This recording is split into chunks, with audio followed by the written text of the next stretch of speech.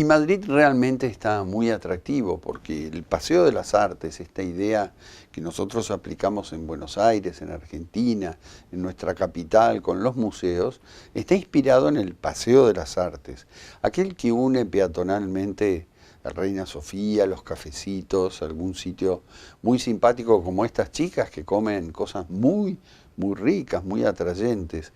Y es un tentempié justo antes de ir al Prado. El Prado está cerca de, por supuesto, del Reina Sofía, muy cerca de la Thyssen, pero nos vamos a parar en la entrada del Prado, vamos a terminar nuestro sándwich, que estaba riquísimo, porque de tapas vamos muchas veces, mediodía y noche en Madrid.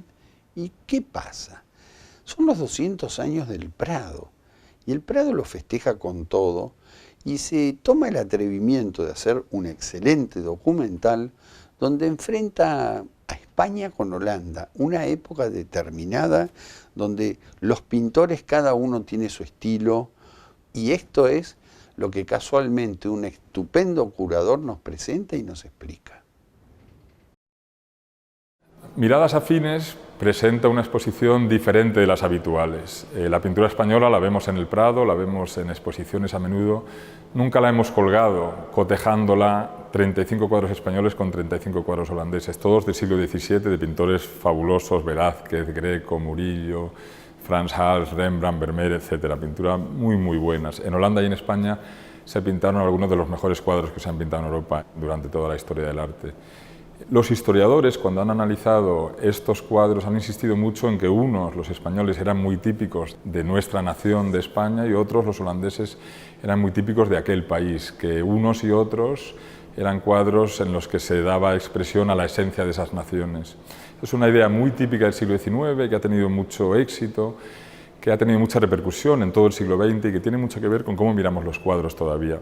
Y es curioso que en el siglo XIX, mientras que los historiadores estaban insistiendo en la diferencia entre la pintura de distintas naciones europeas, los pintores de esa época, Manet, Monet, Sargent, muchos pintores europeos del momento, llamaban la atención precisamente sobre la similitud que veían entre Velázquez, Rembrandt, Hals, pintores españoles y holandeses. Pues lo que hacemos en la exposición es mostrarlos juntos, compararlos, con la idea de que lo que define estos cuadros es un espacio artístico paneuropeo, no local, no de nación, sino de continente.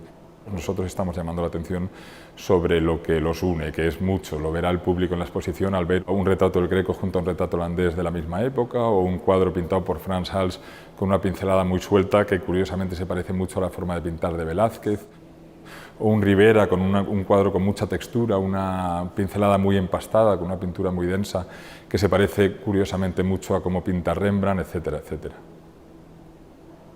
La exposición se basa en un acuerdo extraordinario con el Rijksmuseum. De los 35 o 36 cuadros que vienen de museos extranjeros que hay en esta exposición, 17 vienen del Rijksmuseum de Ámsterdam. Han sido muy generosos con nosotros. Vienen también cuadros muy importantes de todos los grandes museos de Europa y de Estados Unidos. La exposición tiene varias secciones. En una primera hay retratos de españoles y holandeses desde muy final del siglo XVI, casi todo el siglo XVII, que nos demuestra que visten de forma muy parecida. Esto pasa en otros lugares de Europa durante un tiempo, pero la moda por el vestido negro y los grandes cuellos blancos permanece en Holanda y en España durante más tiempo que en el resto del continente. Es una cuestión que une a esas dos naciones, ¿no? La segunda sección trata del realismo como un lenguaje pictórico que surge fundamentalmente en Italia, de mano de Caravaggio, que se expande por toda Europa, pero que muy pronto en Italia y en Francia sobre todo deja de estar de moda, y sin embargo en España y en Holanda, pensemos en Velázquez y en Rembrandt, se mantiene vigente hasta muy entrada la segunda mitad del siglo XVII.